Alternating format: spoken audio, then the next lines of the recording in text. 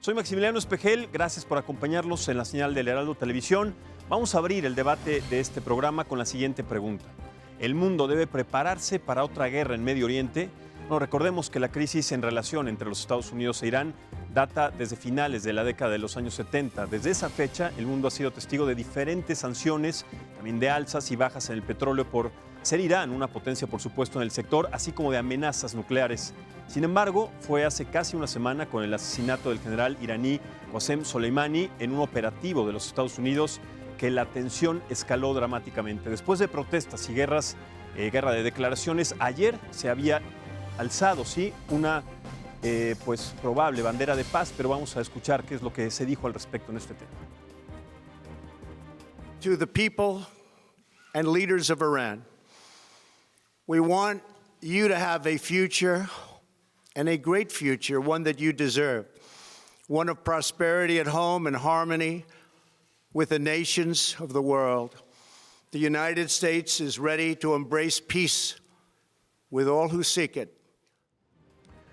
Sin embargo, otro hecho podría encender esta mecha. Esta semana le informamos, después de un espacio informativo de Noticias de la Noche, el accidente de un avión ucraniano tras su despegue del aeropuerto de Teherán en Irán.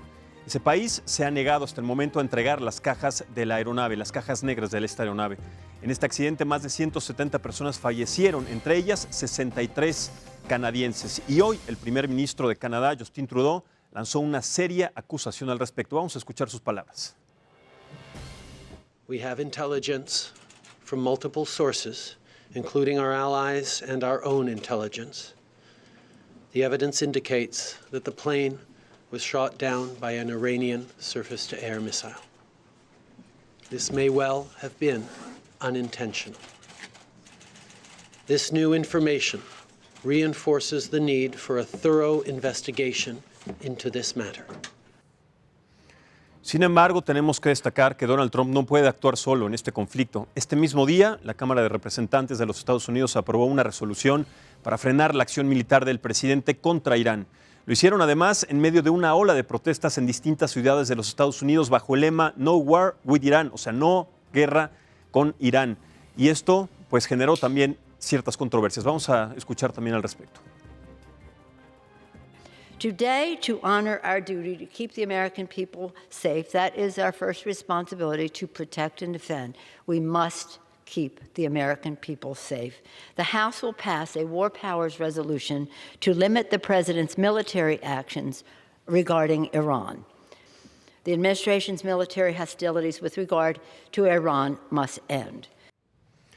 Bien, es un tema que ha generado muchísimas controversias. Es importante analizarlo, desmenuzarlo desde sus orígenes. Lo vamos a hacer porque tenemos una mesa muy rica al respecto con especialistas que nos van a platicar exactamente qué es lo que sucede, cuál es el origen y además también cuáles podrían ser las consecuencias a futuro, tanto políticas, sociales y económicas. Por eso doy la bienvenida primero a José Carreño. Él es periodista internacional, también columnista y colaborador del Heraldo Media Group. Usted lo conoce muy bien. Agradezco siempre su presencia y también su punto de vista. Don Pepe, muchas gracias. Bienvenido. Un placer. Gracias. Al contrario. También está con nosotros la doctora Mariana Campero. Ella es internacionalista y, por supuesto, asociada de Comexi. Muchísimas gracias, Mariana, y bienvenida como siempre. Al contrario, Max, muchísimas gracias y feliz año. Feliz año, igual para todos. Muchas gracias. Está también con nosotros en esta mesa la doctora Jessica de Alba Ulloa.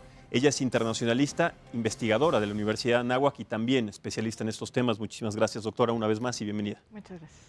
Y finalmente también saludo con mucho gusto a un compañero amigo también destacado en estos temas, especialista en situaciones del Medio Oriente, catedrático de la Universidad Iberoamericana y, como le digo, también indispensable su punto de vista en esta mesa, el doctor y el maestro Agustín Berea. Muchas gracias. ¿Cómo estás? Muchas gracias, un gusto estar aquí. Igualmente, muchas gracias. Vamos a empezar, si les parece bien, pues por el origen de este conflicto desde la década de los 70. ¿Qué fue lo que propició de tantos años, de tantas décadas, este conflicto desde sus orígenes? Sabemos que hay intereses económicos, intereses sobre todo del petróleo, pero bueno, tiene una implicación los conflictos de ese entonces con los que ahora sucedieron y con este llamamiento del presidente Donald Trump, esta orden para generar este conflicto, Agustín.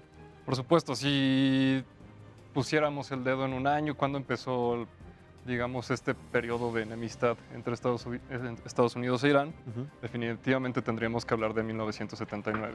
Claro. Y específicamente, cuando sucede la crisis de los rehenes, cuando parte de un grupo de los revolucionarios entran a la embajada de Estados Unidos en Teherán, toman una serie de rehenes y tampoco es, se cumplen 40 años en 2019, pero también es importante mencionar que el manejo de la crisis de los rehenes en el 79 terminan costándole en parte es lo que le cuesta la reelección a Jimmy Carter en las elecciones del 80. Parece ser que el ataque que se lleva a cabo a finales de diciembre a la embajada estadounidense en Bagdad podría ser que jugara con esta memoria histórica, ¿no? Sabiendo que el próximo año vienen unas elecciones, que el presidente Donald Trump va a buscar reelegirse y que una de esas crisis, como pasó hace 40 años, podría costarle muy caro. Y precisamente no es una implicación seria para esta posible reelección que haya tomado esa decisión en contra de sus intereses más importantes, que son justamente este proceso electoral.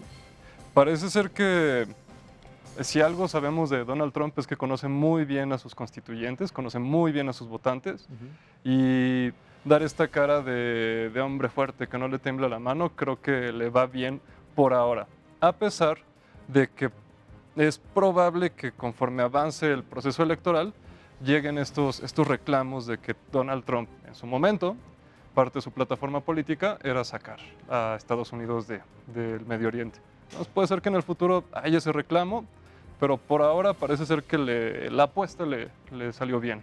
Correcto. Jessica, ¿cuál es tu lectura al respecto? ¿Estás de acuerdo? Y sobre todo, ¿por qué empezó este conflicto? ¿Por qué justo ahora? Bueno, yo creo que hay que hacer una distinción entre lo que pasa con la crisis de los rehenes y lo que pasa ahora, lo que pasó en diciembre en la Embajada de Estados Unidos en Irak. La postura de Estados Unidos y la reacción de Estados Unidos a la toma de rehenes fue una reacción muy débil. Yo no veo cómo un presidente pueda permitir que esa crisis haya durado tanto tiempo con tantas personas como rehenes en esa embajada. Y eso le costó la reelección porque definitivamente fue una muy mala política. Me parece que lo que sucede ahora en diciembre, al contrario, fue un éxito para Trump y eso le va a dar muchos puntos para la reelección en este 2020. ¿Le va a dar muchos puntos un asunto de guerra? No va a haber una guerra, eso pues creo que... Porque es la pregunta con la que iniciamos. ¿Por qué aseguras desde tu punto de vista, por qué consideras que no va a haber una guerra? Bueno, porque la respuesta de Irán fue una respuesta muy medida. Irán sabe que Rusia no lo va a ir a defender, que China tampoco lo va a ir a defender y que no tiene la capacidad de enfrentarse a Estados Unidos. Entonces, son inteligentes y saben que no pueden ponerse a tú por tú, como diríamos coloquialmente, con la superpotencia. Entonces, ¿pero dónde queda su soberanía? O sea, a partir de este ataque de los estadounidenses es, los ataco y espero que no hagan nada. No, pero vamos, el ataque de Estados Unidos no viene porque Estados Unidos sea el malo. El ataque viene porque Irán repetidamente está insistiendo y está hostigando a Estados Unidos. En su territorio, claro. Vamos, esto fue además en Irak, que no es territorio de Estados Unidos. Claro, me refiero a las embajadas, a las instituciones. O sea, a ver, si Irán ataca una embajada de Estados Unidos, es un ataque directo. Claro. Entonces, no es gratuito que Estados Unidos haya tomado esta acción y sobre todo que los informes de inteligencia dicen que a él y al segundo los habían estado tratando de localizar y ejecutar desde hace ya por lo menos un par de años. Claro. Ahora, en esta situación en donde Soleimani pierde la vida junto a otros integrantes militares de alto rango, también se ponen las alarmas, digamos, en el tope máximo a partir justamente de que se cobró la vida de estos integrantes. ¿Cuál podría ser entonces, después de este ataque inminente de los Estados Unidos, la reacción o cuáles podrían ser las reacciones en estas semanas consecuentes de Irán y del frente? Analizaremos en un momento también cómo están constituidos los frentes y las alianzas, ¿no? En Medio Oriente y también en Occidente. Pero, ¿cuál podría ser entonces la implicación y la reacción inmediata, Verónica? Mira, Mariana, perdón. Yo, si me permites, nada más hacer 2 puntos como respuesta. Sí. Agustín, o sea, lo que dijo Agustín de cuando, o sea, esta crisis empezó, la relación entre Estados Unidos e Irán, digamos, a tornarse un poco belicosa y agresiva fue definitivamente cuando tomaron los rehenes en el 79, tomaron 52 rehenes. Nada más, es un dato creo que es importante porque ahora lo vuelve a mencionar Trump cuando menciona que va y que ya identificó 52 lugares en donde puede causar daño gravísimo, ¿no? Incluyendo sitios culturales. Entonces, ese 52 es un paralelismo ahí. Y yo creo que tiene razón Jessica cuando dice la reacción de Trump de matar a Soleimani, si bien es después del Ayatollah Khamenei, es la figura más popular de todo Irán, ¿no? O sea, es casi considerado como uno de los grandes héroes en este momento. Lo hizo Estados Unidos porque sí, es cierto que Irán había estado provocando militarmente y belicosamente a Estados Unidos. Es decir, en el 2019, ¿qué vimos? O sea, Irán atracó a unos buques de petróleo en el estrecho de Hormuz.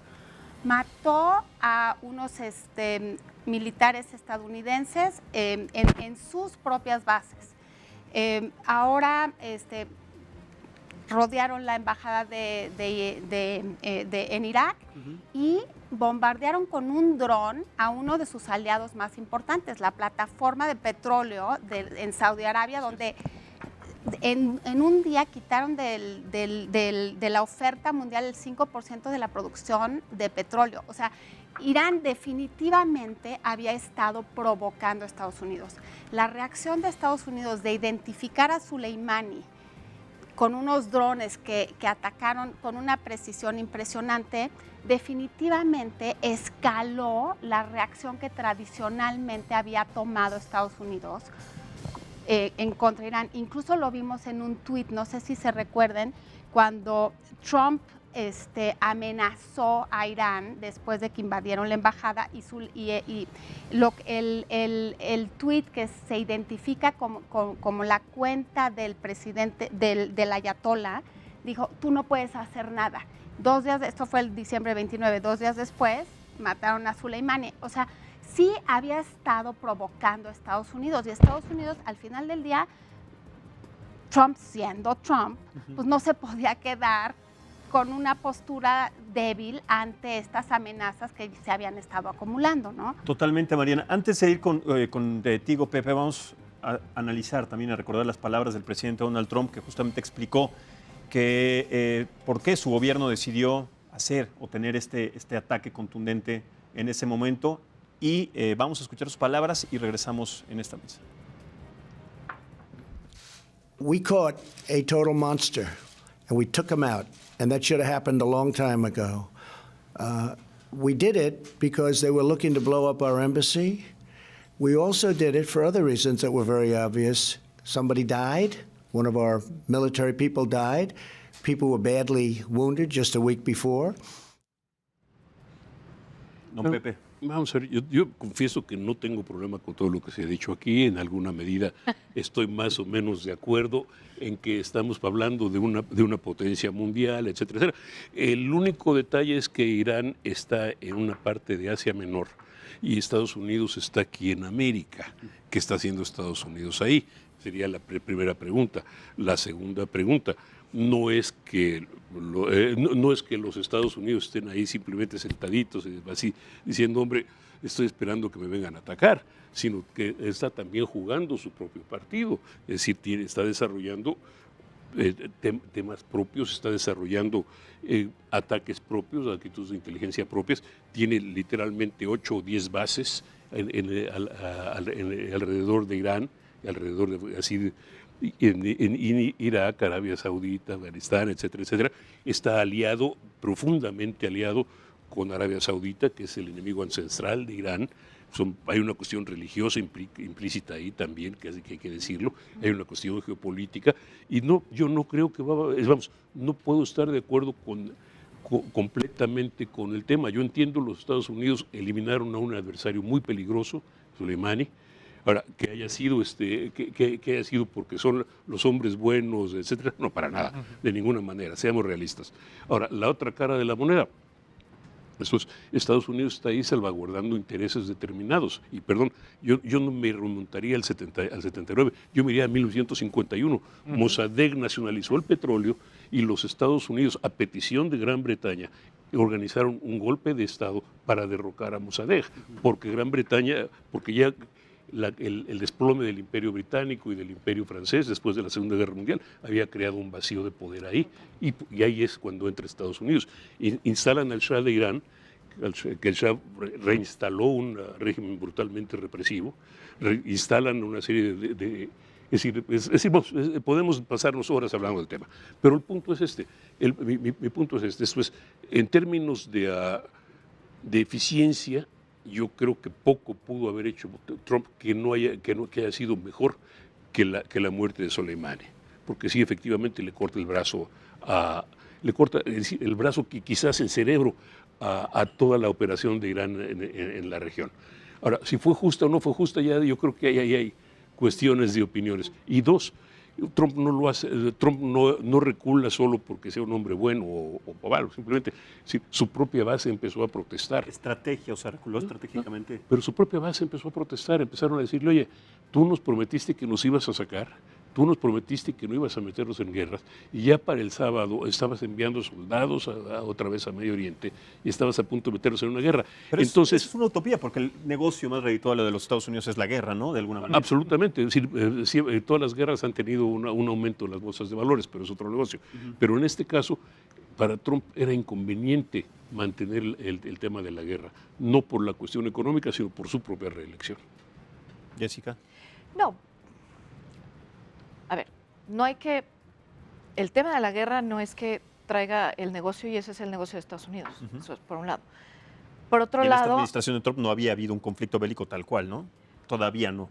Yo creo que no tendría por qué haberlo. O sea, las piezas no están puestas para eso. Pero históricamente se había demostrado una situación parecida en la administración de los Bush, en las dos, tanto padre como hijo, con Clinton, en todas había o hubo siempre un conflicto bélico, ¿no?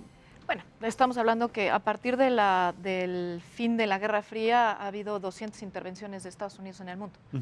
Pero hay que tomar en cuenta que durante la Guerra Fría también hubo más de 50 y que, o sea, no es algo nuevo, es algo que Estados Unidos ha aprendido a hacer en su política exterior como nación.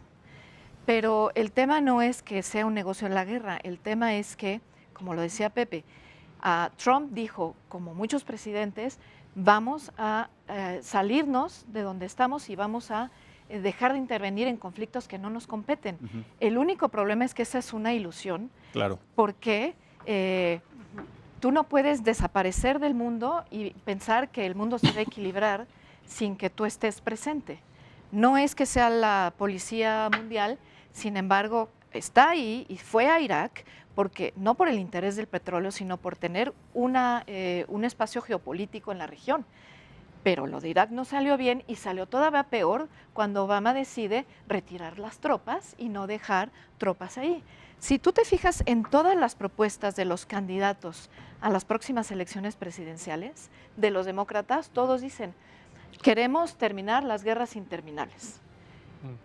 Y todos, sin excepción, hasta Sanders, dicen, bueno, pero vamos a dejar a una fuerza específica para cuidar el equilibrio y entonces que no se desmorone y que el equilibrio de poder, etcétera. No hay manera en que Estados Unidos pueda salirse sin dejar tropas en alguna parte del mundo, y menos en Medio Oriente, que es un polvorín. Mira, perdón una cosa. Mira, es una cosa que es clara. Perdón por meterme fuera de la jugada. Pero mira, tienes un país que después de la Segunda Guerra Mundial se convierte en el garante, valga la expresión, del sistema político, del sistema económico e incluso del sistema jurídico internacional. Que literalmente con sus tropas garantiza, con su armada garantiza la libertad de navegación comercial en el mundo, con sus tropas de alguna forma garantiza cuestionables, que esta posición estratégica, ¿no? Una serie de situaciones estratégicas, mantiene posiciones estratégicas a lo largo y ancho del planeta, y principalmente alrededor de lo que fue la Unión Soviética y China, mantiene, valga la expresión, yo no lo llamo, un no imperio muy importante, pero mantiene su red de intereses ahí muy bien vigilada. Pero entonces, después, sobre todo después de las guerras del Golfo, de la Segunda Guerra del Golfo, y del gasto brutal que hizo George W. Bush en esa guerra. Gasto brutal en la parte económica y de vidas. En todos sentidos, mira, sacó la tarjeta de crédito, le metió $1 millón de millones de dólares sin tener con qué pagarla, en pocas palabras. Y entonces Estados Unidos está pagando eso durante años. Pero el punto es que Estados Unidos se cansó, los estadounidenses están cansados, están hartos, y ya no quieren ser los garantes del sistema internacional, de las obligaciones que asumieron, ya no quieren gastar dinero y vidas de los estadounidenses defendiendo cosas que ellos no tienen ni la más remota idea de qué se trata, ni por qué, ni para qué, y simplemente todos están tratando de ver la forma de retirarse, pero como dijo Jessica, no es tan simple, no pueden simplemente destrabarse. No, y yo creo que también no hay que olvidarnos que al final del día sí es cierto que Irán es un país en donde tiene tres cosas que se están conjugando. Uno es definitivamente, Irán es la cultura persa, es una de las culturas más antiguas de la humanidad, y tienen un enorme orgullo y un nacionalismo fuertísimo.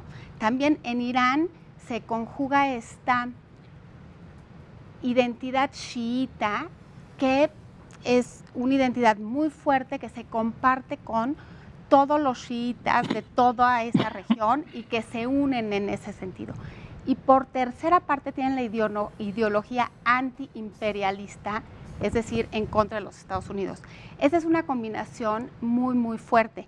Y además es un país que tiene la posibilidad de hacer una bomba nuclear. Sí. O sea, realmente yo creo que ese es un riesgo que no podemos olvidar, independientemente de que los Estados Unidos se quieran retirar o no se quieran retirar. O sea, definitivamente es un riesgo.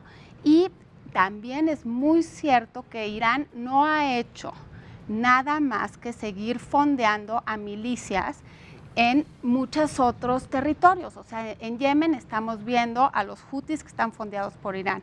Estamos viendo en Líbano a Hezbollah, está fondeado por Irán. En Siria estaban también metidos ahí.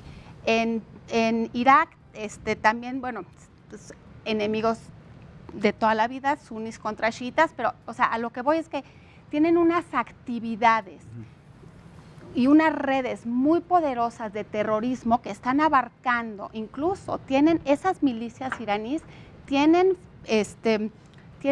aliados aquí en Venezuela y también en otras partes del mundo. O sea, sí, sus redes son unas redes que tienen objetivos terroristas. O sea, sí representa un peligro para el mundo, que no podemos nada más pensar que si Estados Unidos se sale ya se van a acabar esos problemas. No, al contrario, si Estados Unidos se sale, pues puede crear un vacío que alguien más puede tomar. O sea, realmente es un balance y es un juego geopolítico que no es tan fácil como decir, bueno, yo ya me voy. Por eso no se han podido salir todos los presidentes anteriores, ¿no? Y a ver, en este juego geopolítico, Agustín, y en estas teorías de conspiración que también tendremos que prever de alguna manera, nos dimos cuenta de que este año la relación y la alianza entre Estados Unidos e Israel fue muy fuerte, tal vez pensando en una estrategia de lo que se iba a hacer posteriormente. Benjamín Netanyahu y Donald Trump eran casi hermanos, se saludaron, generaron este acuerdo, generaron esta alianza, y posteriormente, como si hubiera sido tal vez una coincidencia, sin que lo veamos así, se generó este conflicto. Entonces, ¿cuál podría ser el origen más importante de este conflicto? ¿Religión? Política, economía, sobre todo porque el tema, un dato que me llamó mucho la atención es que el precio del oro en esta semana subió, cosa que no había pasado en cuántos años, prácticamente, no sé, en más de 5 décadas tal vez. ¿Cuál es entonces la implicación, más allá del petróleo, que tiene entonces esta guerra y sobre todo también el antecedente de las alianzas, de cómo Estados Unidos, Donald Trump fue a Israel, tuvieron este acuerdo con Benjamín Netanyahu, con Israel, y sobre todo lo que representa Israel en este bloque, ¿no? Sí, si no te importa, para mencionar algo, justamente el tema, la experiencia de Afganistán para todas las potencias modernas, incluyendo los soviéticos en los 80s y para Estados Unidos a partir de 2001, la experiencia ha sido muy mala. Y el problema casi siempre de una opción cinética, de una guerra propiamente, y sobre todo en el caso de Irak, es que cuando quitas a la base de poder, pues sí, el vacío de poder deja es impredecible a menudo. Y se ha visto en Irak, y se ha visto en Libia, y se ha visto en Siria. Y los ejemplos abundan. Y finalmente, corríjanme si me equivoco, pero es también la doctrina Carter la que establece que la seguridad del Golfo Pérsico es equivalente a seguridad de territorio estadounidense. También porque en aquel entonces... A eso me refería entonces Exacto. cuando habla con Jessica sobre el territorio estadounidense, aunque no esté de alguna manera determinado, esta posición geopolítica. Exactamente, pero era equivalente a, por el tema de que el energético es... Claro. Toda la economía depende de los energéticos. Y en aquel entonces Estados Unidos dependía de los energéticos del Medio Oriente, que es una de las cosas que ha cambiado. Sí, y yo creo que Estados es Unidos una ya cosa está muy a importante punto de que ha ser cambiado. autónomo en Sí. términos de producción petrolera. Es el segundo productor más grande del mundo y es el país con las mayores reservas de petróleo del mundo. Después de Venezuela. Y gracias al fracking, lo que es una, Sí. lo que es una ironía, ¿no? Sí. Y bueno, en temas económicos, el efecto fue muy claro. Antes de los ataques a Soleimani, el petróleo, el Brent, estaba a $64. Así es. Minutos después estaba a 68. O sea, un salto de 5%, un poquito más en cosa de minutos es brutal. Y la mayoría de los inversionistas internacionales lo que hicieron inmediatamente, no sabiendo qué va a pasar, fue irse directamente a los refugios seguros, ¿no? Los commodities, específicamente el oro y el yen japonés, que el yen japonés también se compró muchísimo. Y a cambio, los que sufrieron fueron las bolsas de valores, que por cierto es uno de los temas que Trump ha promovido mucho como logros de su administración, Claro, ¿no? claro. La recuperación de las bolsas. Y sí, en cuestión de 5 minutos, esos logros que había tenido el presidente Trump de mejorar el desempeño de las bolsas de valores, se borró con un plumazo. Totalmente. Jessica. Bueno, sí, pero también hay que ver la bolsa de valores a quien beneficia y realmente no es Hagamos ese realmente análisis. a la base, ¿no? Sí. Lo que Sobre quería todo por los comentar, intereses más importantes y la razón de este conflicto, no solamente desde la parte histórica, sino actualmente. O sea, ¿cuál es el objetivo más importante de este conflicto? no, el objetivo es, generarlo. como decía Mariana y explicaba, las razones por las que Irán sigue siendo un enemigo de Estados Unidos por toda la serie de ataques que ha habido en los últimos años, ¿no? A partir de que Obama cede todo sin nada a cambio y que les deja muchos millones de dólares sin que realmente haya una seguridad de que paren el programa nuclear, etcétera. Hay un teórico de relaciones internacionales, Kenneth Waltz, que escribió un artículo antes de morir que decía, ¿por qué no Irán podría tener la bomba nuclear? Eso daría un equilibrio a Medio Oriente. Claro, eso a Israel obviamente no le conviene y a muchos otros tampoco, porque además el régimen iraní es bastante impredecible, aunque ya dijimos que no son tontos. Lo que me interesaría también ver es qué pasa al interior de Irán. Si bien estos 3 elementos que describió Mariana son muy importantes, hay que ver que ese nacionalismo iraní está lleno ahora de jóvenes que no vivieron la crisis de los rehenes, que no vivieron la guerra de Irán-Irak y que están criticando la política de un establishment que ya no les hace ninguna conexión. De hecho, a Soleimani lo habían empezado a promover en los medios estatales para presidente. Entonces, hay que ver realmente lo que está pasando al interior y ver qué tanto es cierto esto de que la mayoría de la población está a favor del régimen teocrático, cuando la verdad es que han sido bastante represores de las movilizaciones que hay al interior del país. Totalmente, y tiene toda la razón Jessica, o sea, en noviembre justamente habían manifestaciones en las calles de Irán y de Irak en contra del régimen teocrático. O sea, la gente pedía que se saliera el ayatollah Khamenei. ¿Por qué? Porque la economía de este país, en gran parte por las sanciones de Estados Unidos, que están impuestas a su vez por las actividades extranjeras y terroristas que está fondeando Irán, entonces el pueblo está diciendo, la economía, nosotros lo que queremos es crecer, o sea, el dinero se está enfocando en fondear milicias terroristas, Estados Unidos nos está castigando, los jóvenes lo que querían, lo que estaban pidiendo a gritos es ya, por favor, déjenos crecer. Y en Irak exactamente lo mismo. Desgraciadamente lo que vimos con la muerte de Soleimani es que ahora todos se unieron en contra de Estados Unidos. Bueno, Pero hay que ver cuáles son acarreados y cuáles no. Que fue pero una- es importante mencionar dos cosas. Sí. Una, que si uno pasa tiempo en Irán, se da cuenta que el espectro político en México estamos muy acostumbrados al centro y en general las opciones políticas en México tienden a ser muy centradas. En Irán el espectro político es muy amplio. muy ¿no? polar. Ujú. Y entonces sí, por supuesto que hay las bases de jóvenes urbanos, sobre todo, que sí buscan un cambio, que quieren más mundo en Irán y más Irán en el mundo.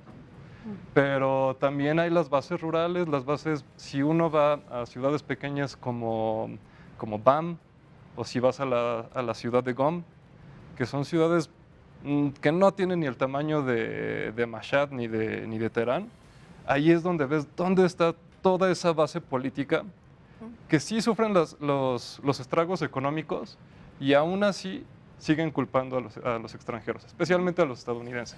Y entonces cada vez que llega una nueva sanción, esas bases, en vez de que se vayan cambiando de parecer, por el contrario, se vuelven mucho más radicales.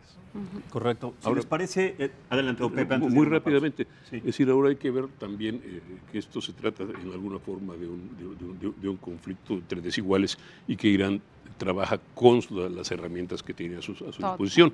Y que la red de Irán incluye, por ejemplo, al actual gobierno iraquí, por ejemplo, que el primer ministro iraquí es chiita, fue colaborador de Khomeini cuando estuvo en París, incluye a Hezbollah, una milicia que lucha que está en lucha permanente contra Israel, que está en Líbano y que es parte de la desestabilización libanesa, si lo quieren decir de esa forma, más movimientos de ese tipo por todos lados. Tiene razón Mariana cuando habla de que Irán está fondeando una serie de movimientos.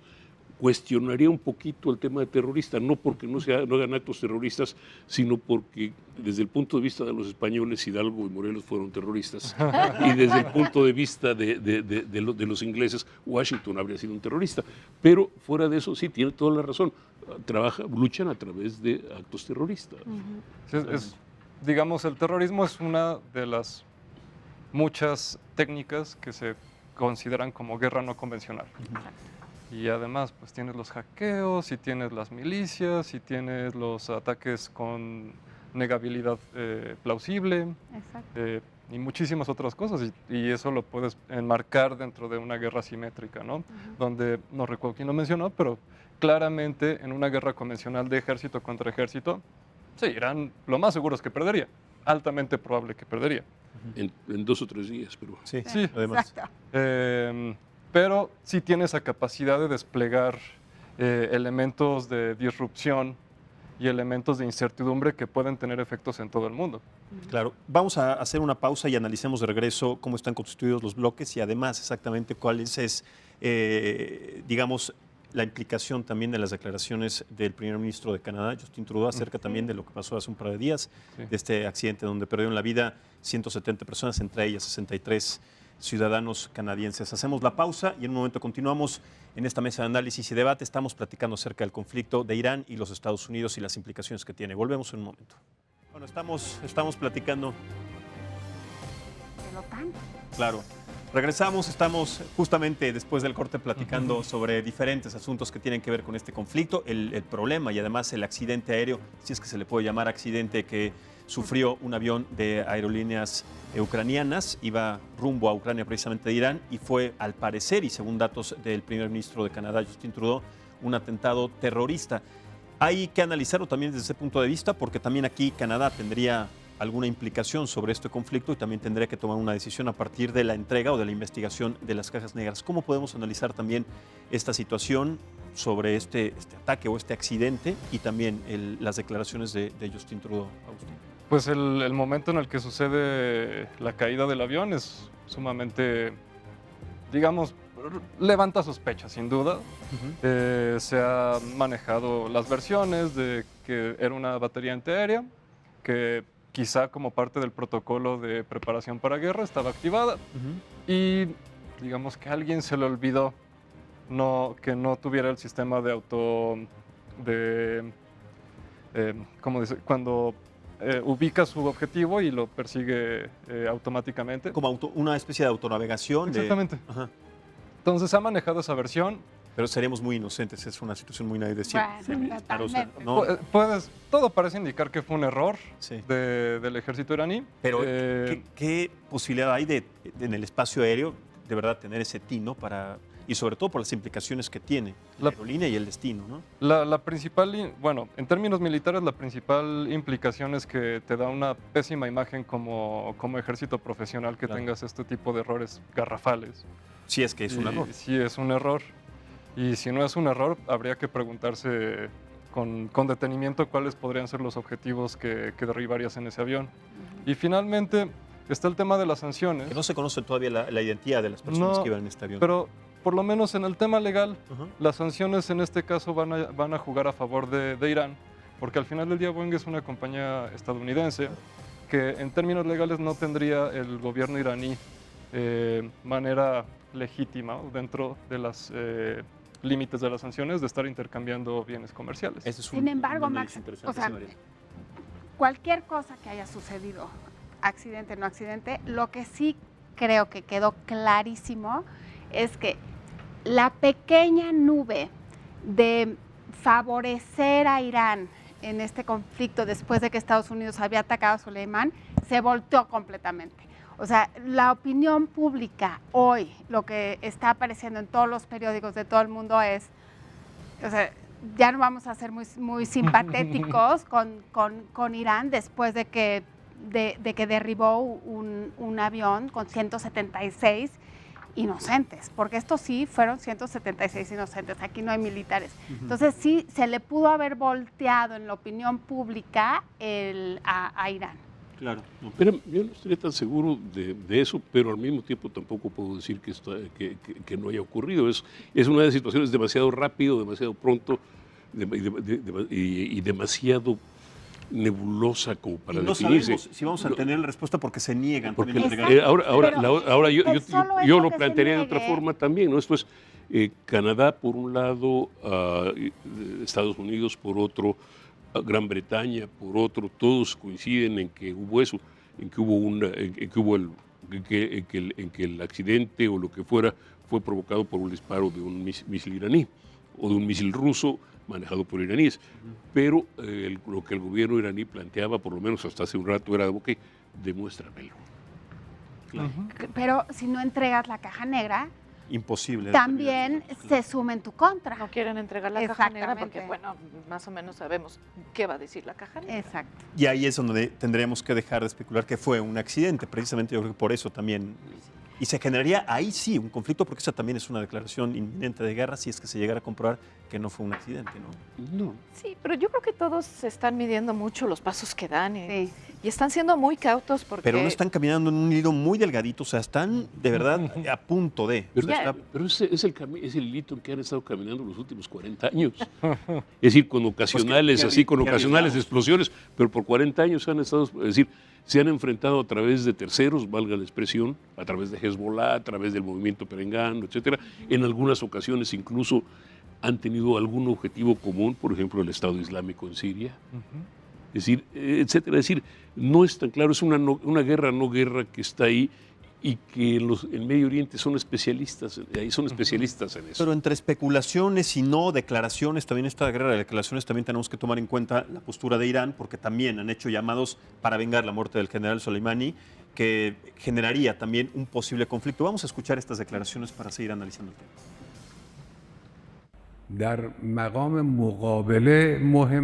Lo importante es la confrontación. Las acciones militares de este tipo no son suficientes en este caso. Lo importante es que termine la presencia corrupta de Estados Unidos en esta región.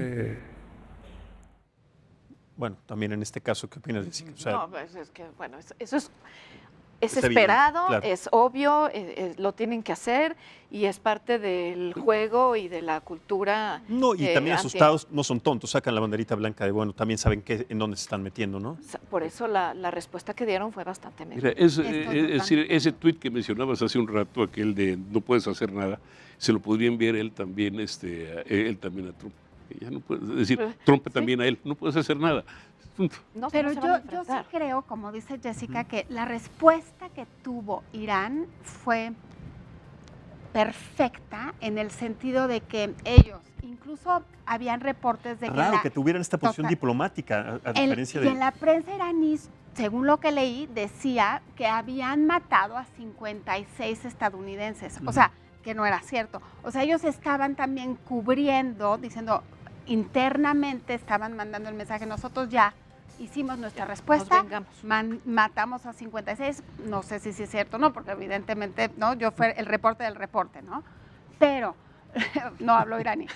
Ellos tienen otros datos. Ellos tienen otros datos, pero eso es lo que estaban diciendo. Pero lo que sí es cierto es que hubieron unos minutos cuando todo el mundo dijo, Trump va a responder nuevamente. Y reportes que salieron de la Casa Blanca, toda la gente estaba paralizada diciendo, por favor, ¿cuál va a ser la respuesta de Estados Unidos? Porque sí se puede escalar. Y la respuesta de Trump, ahí fue cuando salió a dar el discurso de decir, es un pueblo que nosotros queremos que sea fuerte, que queremos que sea... Realmente fue una victoria política para Trump increíble, porque él se vio como el hombre fuerte, mató a la cabeza número 2 de un país que les había matado a 600 americanos, y sin embargo la respuesta no mató a nadie estadounidense. No quiere decir que esto ya terminó, evidentemente. O sea, como bien decía Agustín, ellos pueden todavía continuar sus batallas asimétricas, ¿no? O sea, utilizando con las herramientas que tienen un ataque terrorista, pueden incluso ataque cyber y seguir con su programa de enriquecimiento de uranio, que sería un gran riesgo para toda la humanidad. Totalmente. Y hablando de esta posibilidad, Agustín, que Jessica dice que no existe tal la posibilidad de que se genere un conflicto tal cual, una guerra, pero ¿cómo estarían conformados los bloques en caso de que sí se llegara de alguna manera a detonar un conflicto mucho más importante de lo que ya de alguna manera es? Es difícil decir quién saldría al quite. Es relevante mencionar que la armada china, rusa e iraní, las tres juntas, eso alrededor de diciembre 20, hicieron una serie de ejercicios militares conjuntos en el Mar de Omán. Hablando, por cierto, de que fue una gran victoria política para Estados Unidos, bueno, para el presidente Trump, por supuesto que también fue una gran victoria política para el régimen iraní, que cambió la percepción política de un anti-iranismo en Irak y una serie de protestas domésticas a cambio de un sentimiento antiestadounidense. Entonces, parece ser que ahorita hay un espacio donde ambos pueden ganar, pero con el tema de las guerras, lo que siempre falta es un error. Con que alguien cometa un error que no se pueda resarcir. Por ejemplo, si los misiles de Irán hubieran tenido un poco menos de precisión, que por cierto es sobresaliente que hayan viajado tantos kilómetros y hayan tenido tanta precisión, pero si hubieran matado a un militar estadounidense, el presidente Trump, por error, aunque fuera por error, el presidente Trump lo más seguro es que hubiera tenido que responder. Claro, pero ¿qué posibilidad entonces hay de que este error se puede llegar a presentar? Porque las guerras históricamente se han causado por errores, ¿no? Los errores son humanos. Sí, claro. Eso... Y más en las guerras, ¿no? O sea, en las guerras es donde más errores se cometen estratégicos o de alguna manera de pensamiento, si se le puede decir.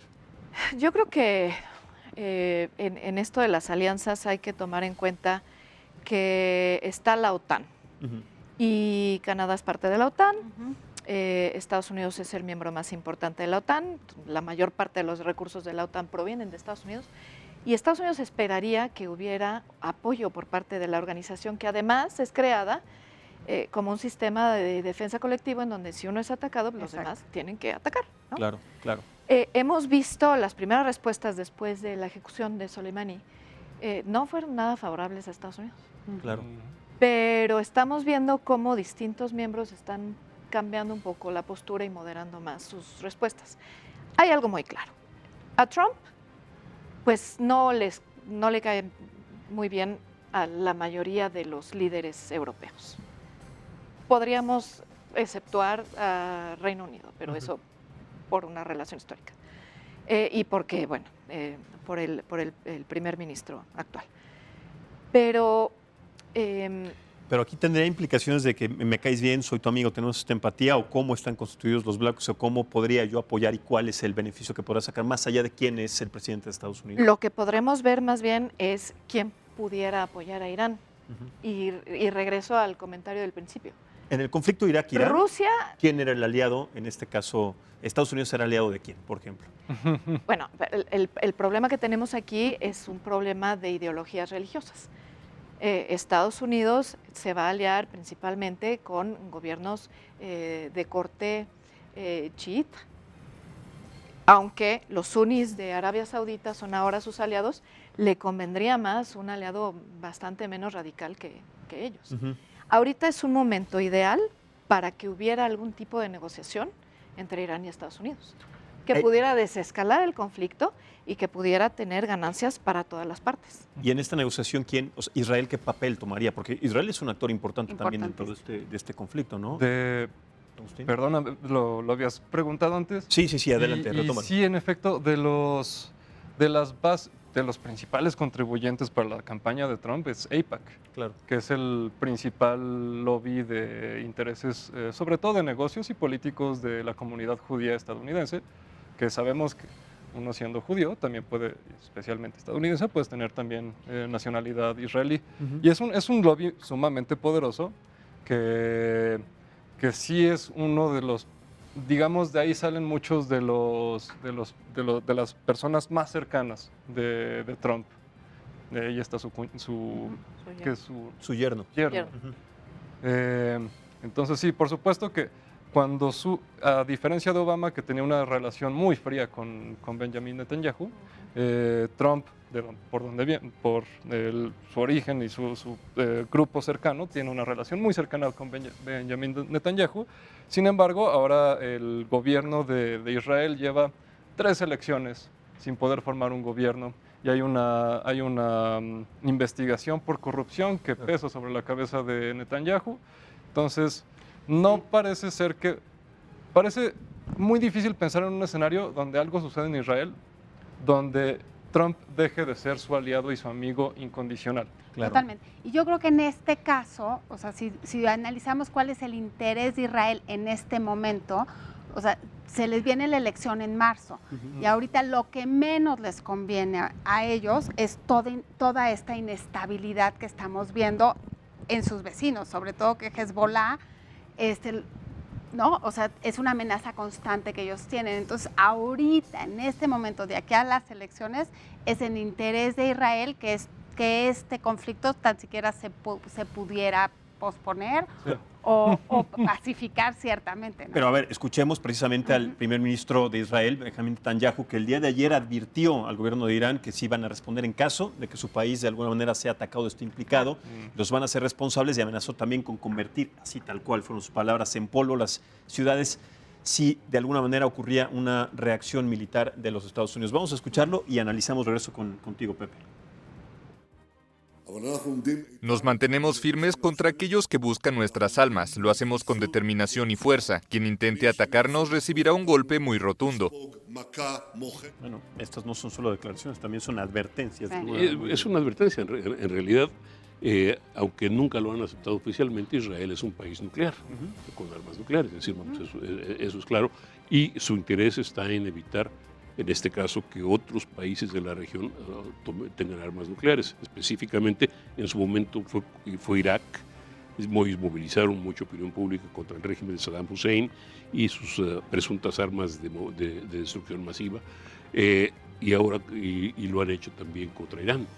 Es decir, en ese sentido, eso no solo están, la política de Estados Unidos y la de Israel están perfectamente alineados. No quieren un Irán nuclearizado, valga la expresión, ¿no? Pero sobre todo porque Irán es el que dice que hay que eliminar a Israel de la tierra, ¿no? Claro. Detalles, meros detalles. Y Netanyahu políticamente siempre se ha posicionado él internamente en Israel como el hombre fuerte. Claro. Entonces, esas declaraciones son, o sea, es todo Netanyahu, ¿no? Sí. O sea, porque él siempre ha sido el que su pueblo lo admira porque así se ha tenido una Sí, lo postura muy contundente, ¿no? exactamente. Y lo radical. Bueno, sí, es decir, además no te olvides que Israel, al margen de cualquier cosa, es una nación muy pequeña que se siente rodeada por enemigos y que de alguna forma y que actúa en consecuencia. No, perdón, es que también es muy relativo, porque Israel tiene comunicación constante con el gobierno libanés, con el gobierno jordano, con el gobierno turco y con el gobierno de Arabia Saudita, por cierto. Es decir, digamos que las cosas no son tan claramente delineadas, ¿no? Pero de cualquier manera vamos a tomar a Netanyahu por sus declaraciones y sí, él está dispuesto a ir a donde sea porque finalmente él está defendiendo su país y lo que él considera que es correcto. Ahora, si eso se identifica con Estados Unidos, sí. La relación de Estados Unidos e Israel es muy profunda y no solo por los judíos, hay también los cristianos conservadores en Estados Unidos creen que el papel bíblico de los Estados Unidos es preservar el Estado de Israel, porque sin Estado de Israel no hay segunda venida del Señor. Ese es un tema importante, exactamente. Es importantísimo. Y hablando de... Es bien importante ese contacto discreto que tiene Israel con Arabia Saudí, porque si hablamos de un eje de aliados de Estados Unidos, definitivamente tenemos que hablar de esos dos países, de Israel y de Arabia Saudí. El problema es que Arabia Saudí parecía ser que iba a ser el sheriff que iba a actuar a nombre de Estados Unidos en la región. Y desde que empezó la administración Trump fue muy claro que le dieron carta blanca para hacer muchas cosas. Y podemos hablar del asesinato de Khashoggi, pero hay muchísimos otros escándalos que se han permitido. Sin embargo, uno de los principales objetivos de Arabia Saudí era acabar con el tema en Yemen. Y es fecha ahora que después de meterle tanto dinero, un país que supone que es mucho más grande, no ha demostrado esa capacidad de ser el que ponga la mano dura en la región. Entonces, sí, por supuesto que los aliados de Estados Unidos incluyen a Arabia Saudí e Israel, que ha demostrado ser muy capaz militarmente, pero el cálculo parece ser que falló en que podían dejar que Arabia Saudí fuera el que tomara ese papel para que Estados Unidos pudiera empezar a salir. Entonces parece ser que ahí es donde empieza a cambiar el cálculo de la administración Trump, porque empezó como muy esperanzado que entre Emiratos Árabes, Kuwait y Arabia Saudí van a poder controlar la región, pero le ponen el embargo a Qatar y no funciona, intentan acabar con los judíos, tampoco funciona. Y es donde parece ser que Trump empieza a volver a ponerle atención a un tema que parece ser que no le interesaba mucho, porque siempre se enfoca en lo doméstico, pero otra vez empieza a enfocar en Medio Oriente. Totalmente. Les propongo, se nos terminó el tiempo en esta mesa, que en los subsecuentes, sobre todo cuando vayamos viendo cómo se va desarrollando este conflicto, volvemos a reunir para seguir analizando este tema que no es de una semana y de un mes, sino que tiene una larga carrera y sería importante también, además, platicar sobre la implicación de nuestro país, si es que existe, sobre este conflicto, que es ninguna. Pero bueno, sí, no hay problema. En lo económico, ¿no? No, en lo económico sí. Claro, o sea, en ese sentido. Y en lo político, Consejo de Seguridad, frontera con Estados Unidos, etc. Detalles, menos detalles. Y China, feliz porque Estados Unidos ya se distrajo para acá. Claro, son muchas implicaciones y se desprenden diferentes aristas sobre este conflicto. Les propongo entonces que nos volvamos a reunir para seguir analizando este tema que tiene todavía mucha cuerda. Muchísimas gracias, maestro Agustín Berea, Jessica de Alba, muchas gracias, Mariana Campero, don Pepe Carreño, muchas gracias. Muchas gracias. Muchas gracias a ti, Max. Pero sobre todo, muchas gracias a ustedes por vernos, escucharnos y sintonizarnos siempre en la señal del Heraldo Televisión. Gracias por su confianza. Nos vemos mañana también en punto de las 9 de la noche. Soy Maximiliano Espejel. Que tengan una excelente noche y hasta la próxima.